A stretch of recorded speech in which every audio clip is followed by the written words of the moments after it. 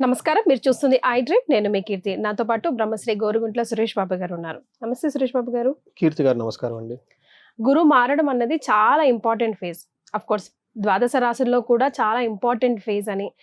మంచి చెడు ఒక్కొక్క రాశికి ఏం జరగబోతుంది, ఎలాంటి చేంజెస్ రాబోతుంది, ఉంటే 1 year పాటు వారు ఉంటారు కాబట్టి ముఖ్యంగా ఈ 1 year పుట్టే పిల్లలకి చాలా చాలా విద్యా బుద్ధులు అలాంటివన్నీ బాగుంటాయని వింటున్నాం. మరి వాళ్ళకి ఎలాంటి వాళ్ళకి అన్ని తెలుసుకుందామండి ఒకసారి. సో కుంభరాశి వారికి ఎలా ఉండబోతుందండి? సో కుంభరాశి గురువు యొక్క బలం నిన్న మొన్నదాకా బాగా ఉందండి. వాళ్ళకి ఏలినాటి శని లాస్ట్ ఫేజ్లో ఉన్నారు.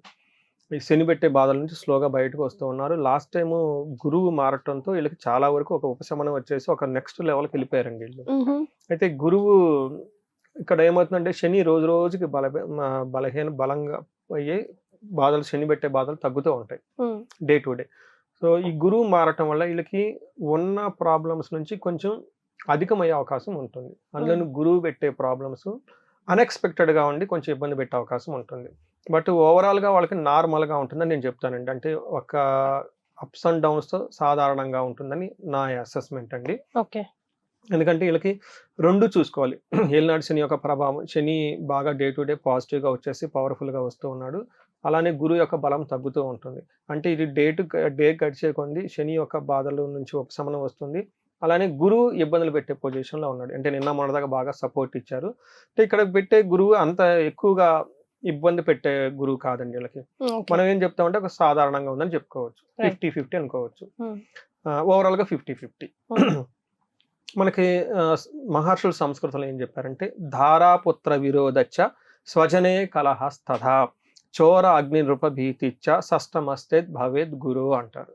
అంటే ధారాపుత్రులు అంటే భార్య బిడ్డలతో గొడవలు వచ్చే అవకాశం ఎక్కువ ఉంటుంది.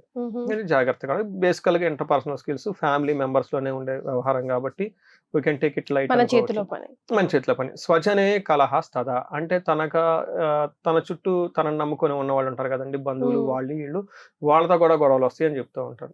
అంటే బేసికల్ గా ఇంట్లో వాళ్ళతో తెలిసిన వాళ్ళతో గొడవలు అవుతాయి అని చెప్తారు. అది నేను పెద్ద ప్రాబ్లం అయితే నేను అనుకోను. ఎందుకంటే ఆల్రెడీ కుంభరాశి వాళ్ళు ఏలినాటి శని ప్రభావంతో ఉన్నారు కాబట్టి అదొక పార్ట్ అండ్ పార్సల్ వాళ్ళ లైఫ్లో అయిపోయింది. అది ఎప్పుడు ఇక్కడ బేసికల్ బాగా గమనించాల్సింది, నేను పర్టికులర్గా అంటే నాది మకర రాశి కాబట్టి మకర రాశి వాళ్ళకి కరెంట్ ప్రస్తుతానికి 6వ స్థానంలో గురువు ఉన్నాడు.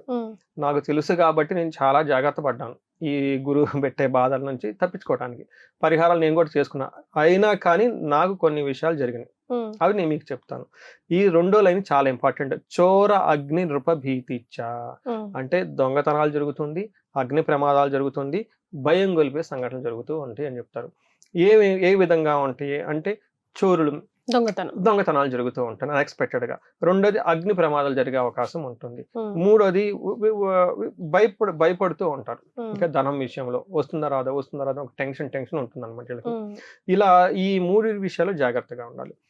నా పర్సనల్ లైఫ్ లో ఏమైందంటే అండి, చోరా నేను ఒక మ్యారేజ్ ఫంక్షన్కి వెళ్ళినప్పుడు మాకు 5 years అమ్మాయి ఉంది.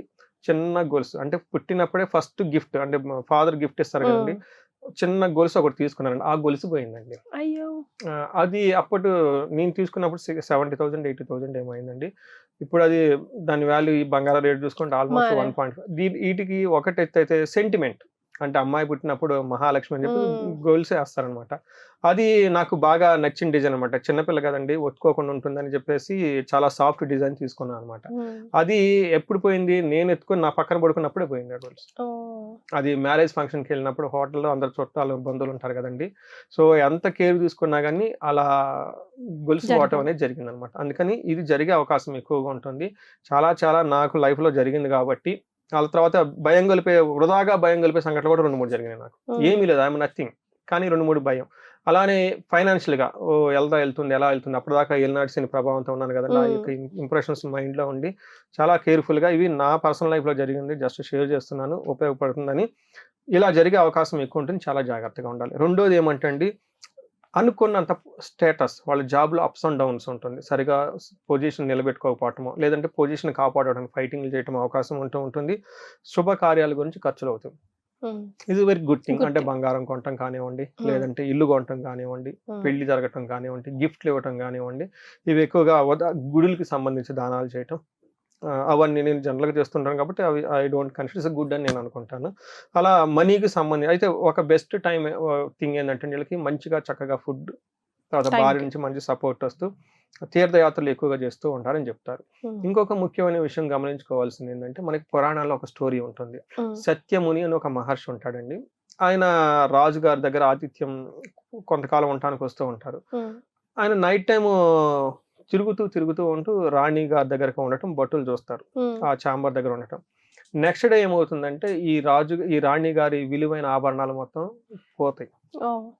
సో ఈ భటులు చూసి చెప్తారు, ఇగో ఈ ముని గారు అక్కడ చూసాం మేము, ఆయన తీసుంటారని.